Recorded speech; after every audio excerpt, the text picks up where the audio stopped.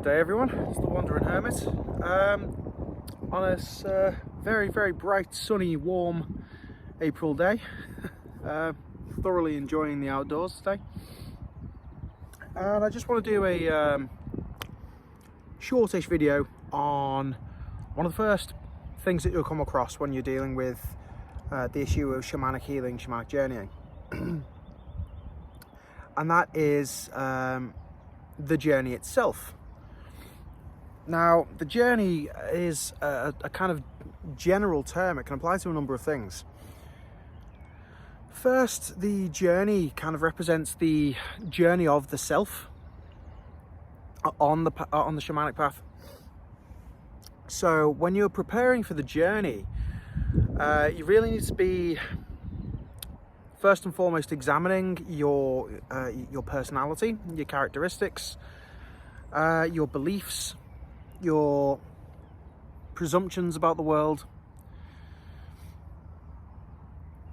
and kind of developing a rounded sense of self. Because when you're engaging in shamanic work, a lot of the time you will be forced into situations where you really have to examine whether what you're experiencing is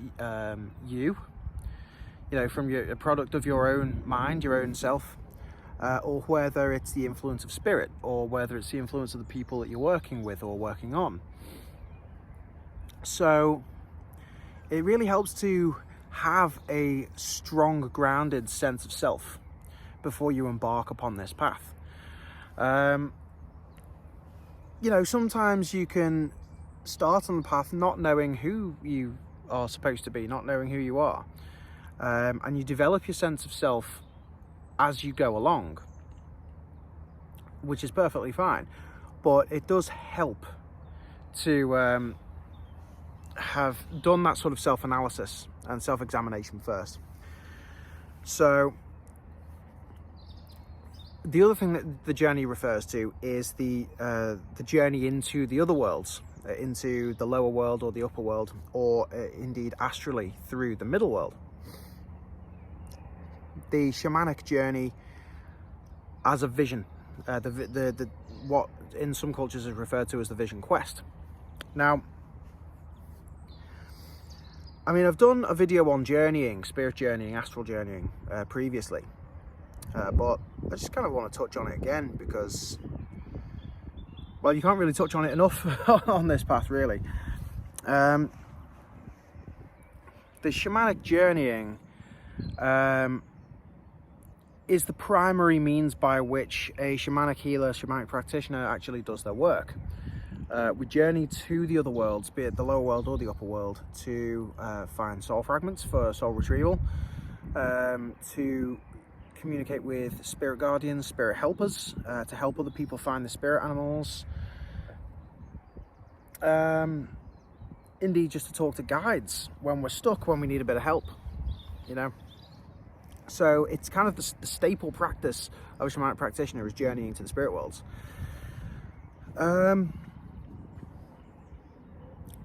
What was I saying? I can't actually remember what I was saying. This happens far too frequently. That's why it can't be spoken about enough, really, because it is the main thing that we do. But it is also, as helpful and as useful as it is to us on our path, it's also quite a dangerous practice. Because essentially what you're doing is you are stepping over the proverbial threshold of what is familiar, what is normal, what is comfortable to the regular human mind. And you're stepping into a space that is really not designed for us to work through or to move through. It could be said that you're moving into a hostile terrain. If you were to go to the Serengeti and try to just take a little wander through there, there are going to be all kinds of dangers that await you.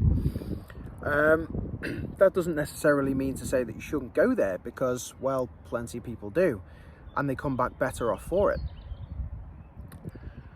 But it is always good to bear in mind that when you enter the spirit world, there are going to be beings that live there that are potentially harmful. And not because they're evil or they hate you or whatever, but because it's their nature. They feed off of the energy of other beings, other life forms, other spirits. And the way they sustain themselves is by attacking and latching onto others and feeding off of them, just as lions feed off of other living things.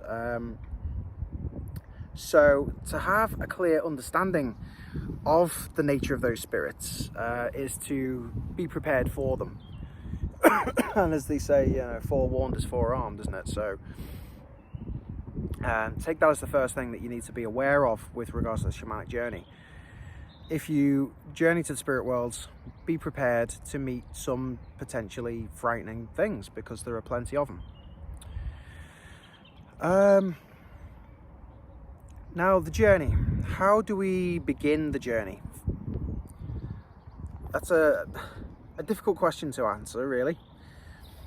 First of all, as I say, we need to develop a sense of self, a real strong grounding. Next, we need to be sure of our communications and our correspondence with the spirits. What spirits are you working with? What guardians and guides do you have on your side, on your team?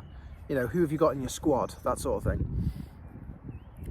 And third, what is the reason that you're actually embarking upon the journey? What reason are you doing it for? Is it to help another person? Is it to help yourself? Is it to gain hidden knowledge? You know, all of these things are important to know ahead of time, because it helps you stay true to the path, stops you from faltering, stops you from being led astray, from wandering off. And if you have a strong squad of spirit helpers with you, then you're more likely to achieve your end goal and less likely to get distracted, less likely to get lost, less likely to find yourself in an area of the spirit world that you don't want to be in. Next, you need to get yourself into the correct setting, the correct environment, because as with any sort of psychonautic, if you want to call it that, experience, be it through meditation, be it through ingestion of hallucinogens, be it anything, where you are changing your state of consciousness from the regular, everyday problem-solving state of consciousness in the beta state.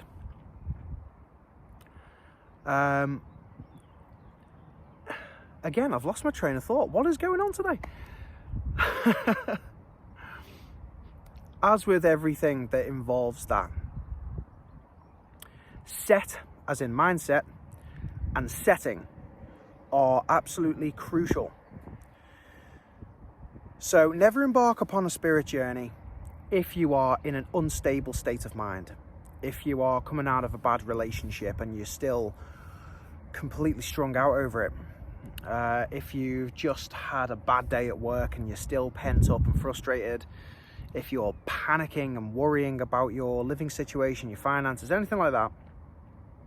If that is at the forefront of your mind, then that needs to be set aside first before you can embark on the journey, because the last thing you want is for those anxieties, those negative emotions, those negative thought patterns to come to the forefront of your consciousness whilst you're on the journey. Because one, it will change the whole landscape of the spirit world that you're in, so you'll easily get lost, you'll lose your way. Second, it acts as a beacon for any sort of dangerous spirits that might be out there, because they are drawn to negative human emotions. A lot of them, they feed on it, and a lot of the time they will interfere with our lives as a means of perpetuating those emotions, to put us into a state where we are in a state of fear or stress or anxiety or envy or anything else, just so that they have a long-term food source. So don't go attracting those kinds of spirits by going on the journey with a cluttered and bogged down mind. So once you've adjusted your mindset and you are in a relaxed state of mind, you feel as though you can think clearly, or you're in that state where thoughts may come but you can let them pass quite easily, they don't stick, they don't linger. You can just acknowledge oh yes, that's for later, and just let it flow. Once you're in that mindset, then it's just a case of getting the correct setting. Somewhere like this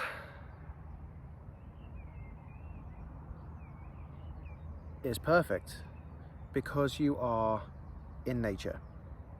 You're surrounded by living things, the grass, the flowers, the trees, the wind, the birds. Those living things can be an anchor for you.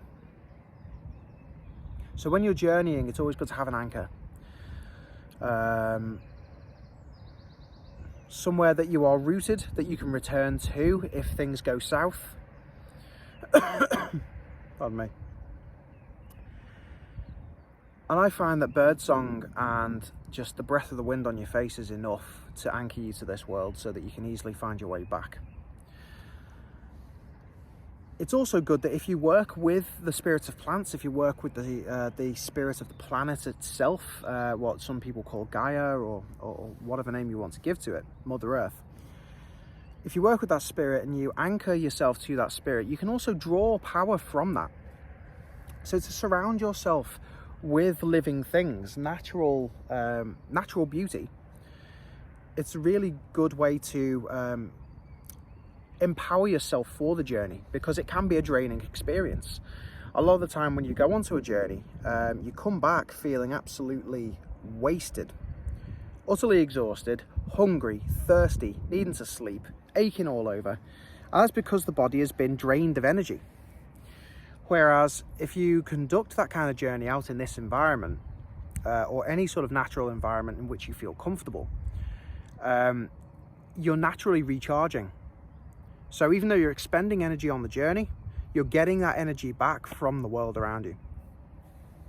So setting is essential. I mean, if you live in an urban area and there's not really a place of natural beauty such as where I am,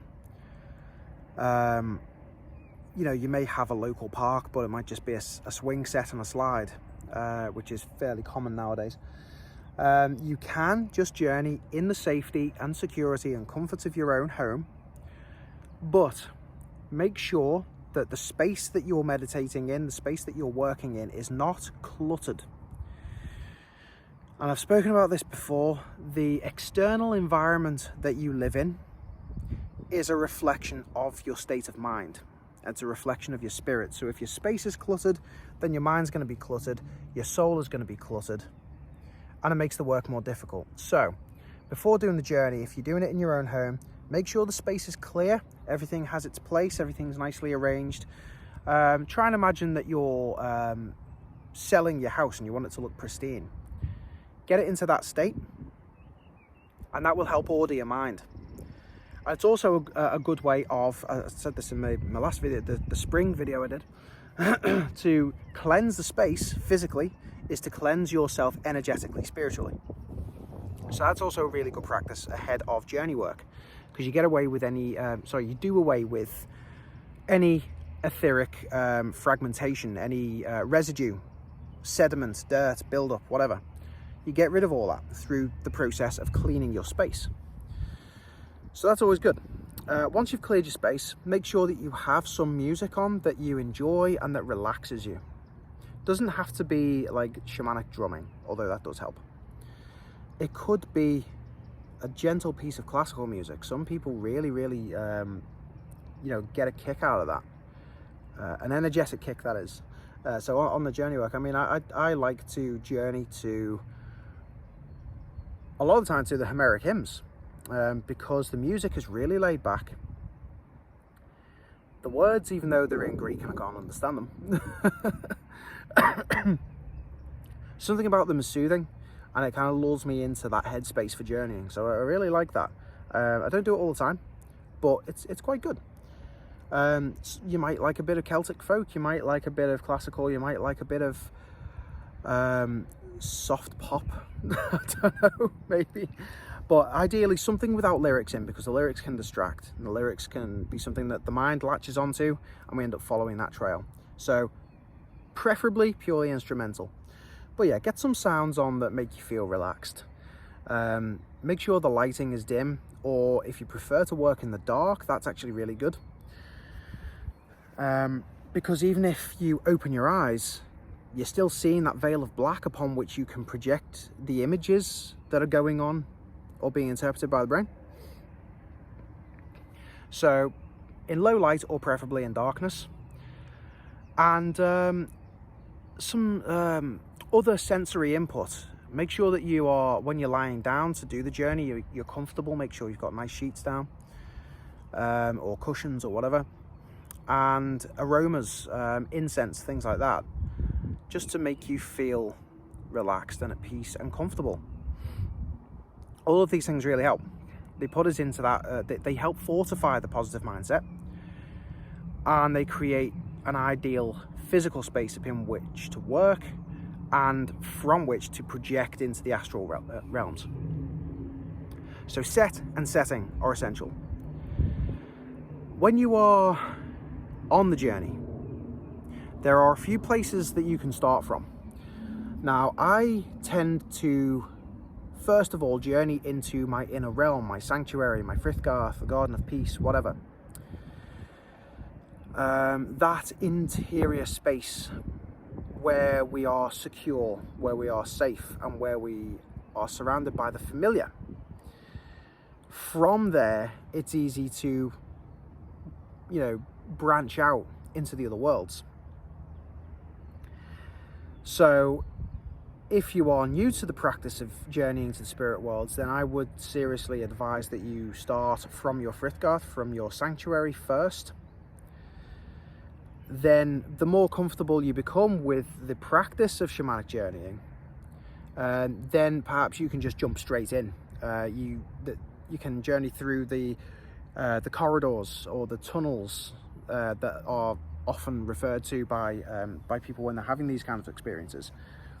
Those tunnels of light and dark, and striating lights and things like that take you to those other realms, and it'll just throw you straight in. If you're comfortable doing that, then by all means do it. Now, I'll be talking about techniques on how to actually get into that. Certain meditations. I may actually do a guided meditation video in the very near future to help you guys. So if you'd like that, please just drop me a like, drop a yes please in the comments. If this video has given you any insight, any help at all, like and share. Indeed, I'd like you to do that with all my videos. But yeah, until my next one, wish you all a very good day or night wherever you are in the world. May the gods go with you. Bye for now.